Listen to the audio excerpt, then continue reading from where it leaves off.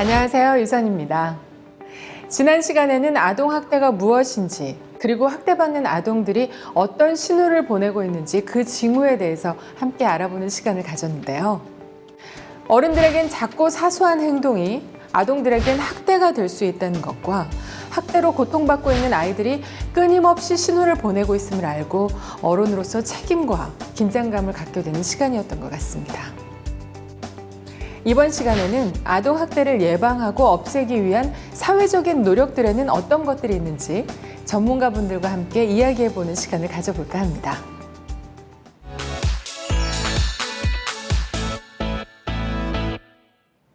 이번 시간 함께해 주실 두 분 먼저 인사드릴게요. 안녕하세요.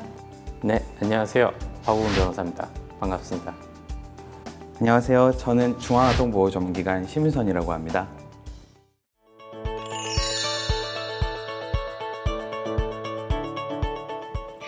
네, 변호사님. 그 아동학대에 관한 법이 생긴 지 얼마 안 됐다고 하던데 맞나요? 네, 맞습니다. 아동복지법이라고 하는 법은 기존부터 있었습니다만 거기에 아동학대라는 용어의 정의가 들어간 게 불과 2000년에 들어와서입니다. 그러니까 채 20년이 안 됐다고 볼 수 있죠. 네, UN 아동 권리 협약에는 91년도에 가입했다고 하는데 아동학대에 대한 법이 왜 이렇게 늦게 만들어진 걸까요? 사회적 관심도 때문이죠.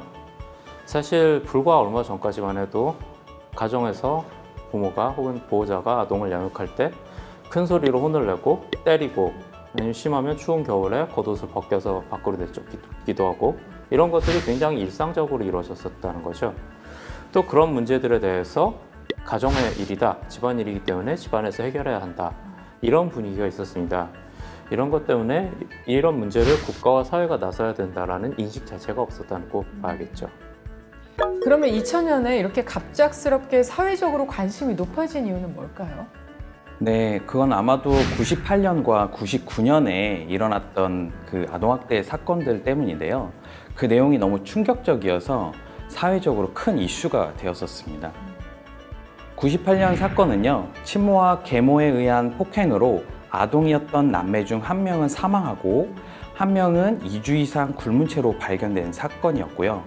99년 사건 같은 경우에는 부모가 종교적 믿음을 이유로 병에 걸린 아동을 치료하지 않고 방치해서 아동이 고통과 죽음의 문턱에서 발견된 사례였습니다. 굉장히 충격적이네요. 그럼 그 사건들이 알려지면서 비로소 문제가 제기된 건가요? 네, 맞습니다. 지극히 개인의 문제라고 생각했던 아동학대 문제가 비로소 국가와 사회가 나서야 할 문제라는 인식이 생긴 거죠.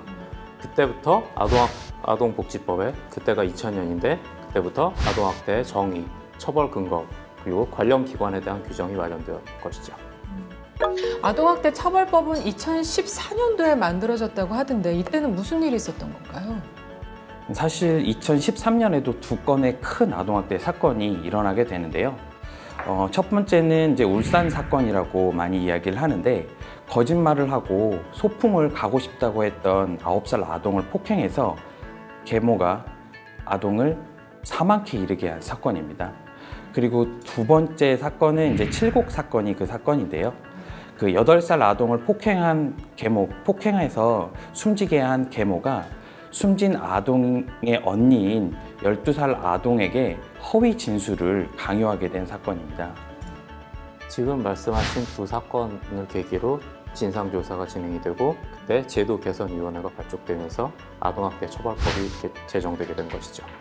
네, 우리나라 아동보호법의 이 법과 제도는 우리 아이들의 희생으로 만들어진 것 같네요.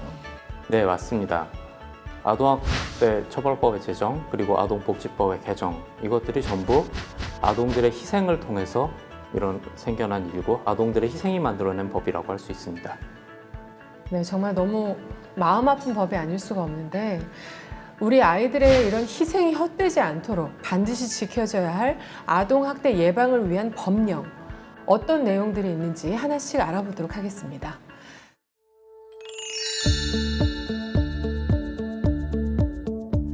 아동학대 상황을 막기 위한 실질적인 제도에는 어떤 것들이 있나요?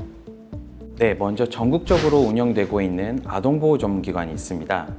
아동복지법에 따라 국가와 지자체에서는 학대받은 아동을 발견, 또 보호하거나 아동학대 예방을 담당하기 위한 지역 아동보호전문기관을 설치해야 하는데요. 이에 따라서 현재 중앙아동보호전문기관 외에 지역 아동보호전문기관이 전국적으로 62개소가 운영되고 있습니다. 네, 아동 보호 전문기관에서는 그럼 어떤 일을 하고 있는 건가요? 네, 아동보호전문기관에서는 아동학대 예방을 위한 활동뿐 아니라 학대 사건 발생 시 아동 보호의 중심 기관으로서의 역할을 수행하고 있습니다. 사건이 발생할 경우에는 경찰과 동행해서 학대 여부를 판단하기 위한 현장 조사를 먼저 진행하고요. 피해 아동을 보호하고 피해 아동의 가족과 행위자를 위한 상담 및 교육 프로그램을 운영하고 있습니다. 네. 그럼 아동학대 사건의 거의 모든 일을 수행하고 있는 거나 다름없네요. 네, 그게 아마도 이 우리 기관의 역할이기도 하고 또 존재이기도 하니까요. 네. 그러면 우리 아동들을 학대로부터 보호해주는 법에는 어떤 것들이 있을까요? 아동학대에 관련된 법은 크게 두 가지가 있습니다. 앞서도 말씀드렸지만 아동복지법, 그리고 아동학대 범죄의 처벌 등에 관한 특례법. 아동학대 범죄의 처벌 등에 관한 특례법의 경우 줄여서 아동학대 처벌법이라고도 이야기합니다. 이 두 가지의 아동보호와 아동학대 처벌, 그리고 아동학대 신고 의무에 관한 내용이 담겨 있습니다. 그러면은 그 내용들은 어떤지 궁금한데 말씀해 주시겠어요? 먼저 아동보호 관련 내용은 아동복지법에서 확인할 수 있는데요. 아동은 안정된 가정환경에서 보호와 지원을 받으며 행복하게 자라야 한다는 것을 기본으로 아동보호의 의무가 모든 국민에게 있음을 명시하고 있습니다. 네. 막연하게 아이들이니까 뭐 당연히 보호해야지 이렇게만 생각하다가 이렇게 법으로 딱 명시되어 있다고 하니까 새삼 어깨가 무거워지고 그러네요. 네, 그럼 아동 보호에 대한 의무를 지키지 않았을 경우, 그럴 경우에는 어떻게 되나요? 네, 처벌을 받게 됩니다. 아동학대 처벌 관련된 내용으로는 아동학대 범죄가 무엇인지, 그리고 어떤 처벌을 받게 되는지를 명시하고 있습니다. 아동학대 처벌법에 따르면 아동학대 범죄를 범한 사람이 아동을 사망에 이르게 한 경우 무기 또는 5년 이상의 징역에 처하고요. 아동학대 범죄를 범한 사람이 아동의 생명에 대한 위협을 발생하게 하거나 아동을 불구 또는 난치의 질병에 이르게 한 경우 3년 이상의 징역에 처하고 있습니다. 그러면은 모든 아동학대가 이렇게 징역형으로 처벌되는 건가요? 그렇지는 않습니다. 학대 행위나 법률 위반 정도에 따라서 상담이나 교육 대상으로 처분될 수도 있는데요. 아동학대 처벌법에서는 유죄 판결을 선고할 때 재범 예방을 위한 수강명령 또는 아동학대 치료 프로그램 이수명령을 병고할 수 있도록 명시하고 있습니다. 교육이나 상담을 통해서 학대 행위자의 행동을 바꿀 수도 있다면 오히려 좋은 기회가 될 수도 있겠는데요? 네, 맞습니다. 학대 행위자의 학대 원인을 살펴보면 양육 태도 및 방법 부족이 제일 많은 부분을 차지하고 있고요. 경제적 스트레스나 부부 갈등이 그 뒤를 잇고 있습니다. 아동학대 신고를 통한 상담과 교육으로 이러한 행위의 근본적인 원인을 다루고 또 고치게 된다면 아동이 더 건강한 환경에서 자랄 수 있게 되는 거죠. 네. 정말 신고가 아동학대 예방과 근절을 위해서 가장 중요한 부분인 것 같은데 신고 의무에 관한 내용도 이어서 설명해 주시겠어요? 네, 아동학대 신고 의무 관련 법에 대한 내용으로는요. 아동학대 범죄를 알게 되거나 의심이 있는 경우에는 누구든지 신고를 할 수 있다고 먼저 규정하고 있고요. 또 신고를 해야만 하는 신고 의무자에 관한 내용도 명시되어 있습니다. 법적으로 신고가 의무인 분들도 있는 거네요. 그러면은 신고가 의무인 사람들은 어떤 분들인가요? 네, 직업적으로 아동들을 밀접하게 관찰하거나 관계하는 분들이 아동학대 신고 의무자에 해당합니다. 네, 어떤 직업, 그러니까 예를 들면 학교 선생님이나 유치원 선생님 같은 분들인가요? 네, 맞습니다. 아동학대 신고 의무자는 총 24개 직군으로 지금 말씀하셨던 학교 선생님이나 유치원 선생님, 또 의사, 구급대원, 아동복지전담 공무원과 복지시설, 보호시설과 같은 그러한 직군들이 아동학대 신고 의무자 직군에 속합니다. 네, 굉장히 많은 직군이 신고 의무자에 포함되어 있네요. 그렇다면 신고 의무자를 위한 법에는 어떤 내용이 들어가 있는지 한번 자세히 알아보도록 할까요?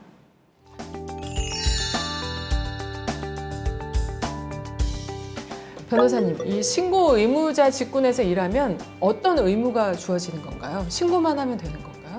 아동학대 신고 의무자에게는 두 가지 의무가 주어지는데요. 먼저 교육 이수 의무, 그리고 신고 의무가 주어집니다. 먼저 교육 이수 의무에 대해서 말씀드리자면 신고 의무자들은 반드시 아동학대 예방과 신고 의무에 대한 내용을 교육을 받아야 한다는 것인데요.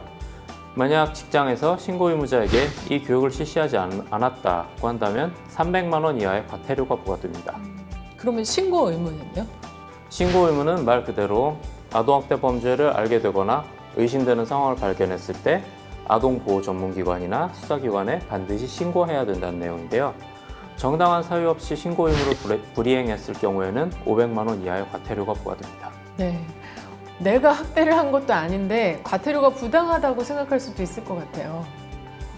아동학대 신고 의무자는 아동을 굉장히 가까운 곳에서 관찰할 수 있는 분들이거든요. 그만큼 신고 의무자의 발견과 신고가 아동학대 예방에 매우 중요하기 때문에 법으로 의무가 주어진 것이니까 오히려 책임감을 가져주시면 좋겠습니다. 신고를 하면 또 과태료가 부과되지는 않겠죠. 아니요, 해본 적 없어요. 주위에서 고민하는 걸 본 적은 있는데요. 결국 신고는 못 하더라고요. 신고하면 누가 신고했는지 금방 다 알잖아요. 나중에 그 부모나 보호자가 찾아오면 어떡해요? 불안하고 불편하니까 못하는 거라고 생각해요. 사실 학대라고 특정 짓기도 좀 뭐하고 확신도 좀 잘 안 가는 것 같아서 이게 또 괜히 얘기했다가 불안만 생길 것 같기도 하고 또 아이들이 또 상처받을 수도 있으니까 그냥 신고를 안 하게 되는 것 같아요. 잠깐 인터뷰 영상을 봤는데요. 신고 의무자들이 신고를 부담스러워하는 것 같은데 신고율은 과연 어떤가요? 네, 아동학대 신고 의무자 현황을 보면요. 신고 의무자는 전체 신고 건수의 32% 정도가 됩니다. 법적 의무도 있어서 높을 줄 알았는데 되게 의외네요. 인터뷰 영상에서도 이 신고에 부정적인 입장을 보이기도 하던데 왜 이렇게 신고율이 낮은 건가요? 신고 의무자의 신고율뿐만 아니라 사실 우리나라 아동학대 신고율 자체가 낮습니다. 우리나라의 아동학대 발견율을 보면요. 2016년 기준 3.4%, 그러니까 1000명 중에 3.4명이 학대 피해 아동을 발견한다는 겁니다. 선진국은 9.8%이나 10% 정도로 1000명 중에 10명, 우리나라에 비해 두세 배는 많은 사람들이 아동학대를 발견해주고 또 신고를 해주고 있는데요. 숨겨진 아동학대가 그만큼 발견되지 못하고 있는 겁니다. 네. 그러니까 발견율이 낮은 게 아동학대가 적게 발생해서가 아니라는 말씀이신 거죠? 네, 맞습니다. 이런 숨겨진 아동학대를 발견하기 위해서는 신고 의무자의 역할이 정말로 중요한데요. 신고 의무자는 아동을 가까이서 관찰할 수 있고 아동학대 판단율도 일반인보다 높습니다. 일반인은 지나칠 수 있는 아동학대 상황을 객관적으로 판단하고 발견할 수 있기 때문에 이런 신고 의무자의 신고율이 높아진다면 숨겨진 아동학대도 많이 발견될 수 있을 거라고 생각합니다. 그럼 이렇게 중요한 신고 의무자 분들이 왜 이렇게 신고를 안 하시는 걸까요? 학대 징후가 굉장히 다양하고 주의 깊게 봐야 알 수 있는 미세한 부분들이 많기 때문에 헷갈리거나 몰라서 못하는 경우도 있고요. 신고 이후의 상황에 대한 우려로 신고를 주저하는 경우도 있습니다. 보통은 어떤 부분에 대해서 걱정을 많이 하시는 것 같으세요? 학대 행위자가 부모나 아동과 가까운 관계에 있는 사람들이 되게 많기 때문에 신고 이후에 아동의 가정에 혹시 잘못되지는 않을까, 아동이 그로 인해서 상처는 받지는 않을까 하는 그런 우려를 일단 가장 많이 하시고요. 신고 이후 자신이 신고자임이 알려져서 학대 행위자에게 보복을 당하거나 혹시 직장 내에서 불이익을 겪지 않을까 하는 불안도 신고율이 낮은 원인이 되고 있습니다. 네, 그럴 것 같아요. 생각해 보니까 아이의 부모를 신고하게 되면 학교나 교육기관에서 일하시는 분들은 왜 또 다른 학부모들 보기 눈치도 보이고 불편할 수도 있겠다는 생각이 드는데요. 제가 신고 의무자여도 신고하기 어려울 것 같아요. 어떡하죠? 그래서 신고자 보호에 관해서도 규정을 두고 있죠. 네. 그렇군요. 신고 의무자들이 불안과 부담 없이 아이들을 좀 더 적극적으로 보호해 줄 수 있도록 신고자를 보호하는 여러 방법들이 있다고 하는데요. 어떤 내용이 있는지 만나보실까요? 네, 아동학대 신고 시 아동보호 못지않게 중요하게 여겨지는 것이 바로 신고자 보호입니다. 학대 행위자나 아동의 가족에게 신원이 알려져 곤란해지거나 직장에서 신고 사실을 이유로 불이익이나 따돌림을 당할까봐 신고를 망설이고 미루는 경우가 있는데요. 이런 상황을 막기 위해 아동학대 신고와 조사 과정에서 신고자 보호 조치를 철저하게 하고 있을 뿐만 아니라 법으로도 신고자 보호를 보장하고 있습니다. 학대 행위자 처벌 과정에서는 신고자 인적사항을 기재하지 않아도 되고 신고 내용을 열람할 수 없도록 해 신고자를 보호하고 있습니다. 또한 경찰, 국민권익위원회를 통해 신변 보호를 신청하여 직접적인 신변 안전 조치를 받을 수도 있습니다. 신고자는 아동학대처벌법, 공익신고자보호법, 특정범죄신고자 등 보호법에 따라 보호됩니다. 특히 신고자의 인적사항 또 신고자임을 알 수 있는 사실을 외부에 알릴 경우에는 3년 이하의 징역 또는 3천만 원 이하의 벌금에 처할 수 있고요. 신고를 이유로 불이익을 줄 경우에는 1년 이하의 징역 또는 1,000만 원 이하의 벌금에 처하고 있으니까 걱정 없이 바로 신고해 주세요. 신고자 보호를 위한 방법들이 굉장히 세세하게 준비되어 있네요. 네, 우리나라도 이제 국가와 사회가 나서서 아동학대 예방과 아동보호를 위해 법과 절차를 통해서 다양한 노력들을 하고 있는데요. 신고 의무자 여러분도 이걸 믿고 따라와 주시면 좋을 것 같습니다. 네, 오늘 두 분 모시고 많은 얘기 나눠봤는데 정말 좋은 정보 많이 주셔서 너무 감사합니다. 수고하셨습니다. 감사합니다. 아이들의 희생으로 만들어진 아동보호법과 내용, 신고 의무자를 위한 법과 절차에 대해서 알아보는 시간을 가졌는데요. 그렇다면 아동학대 발견 시 신고는 어떻게 해야 할까요? 다음 시간에는 아동학대를 발견했을 때 어떻게 대처해야 할지에 대해서 알아보도록 하겠습니다.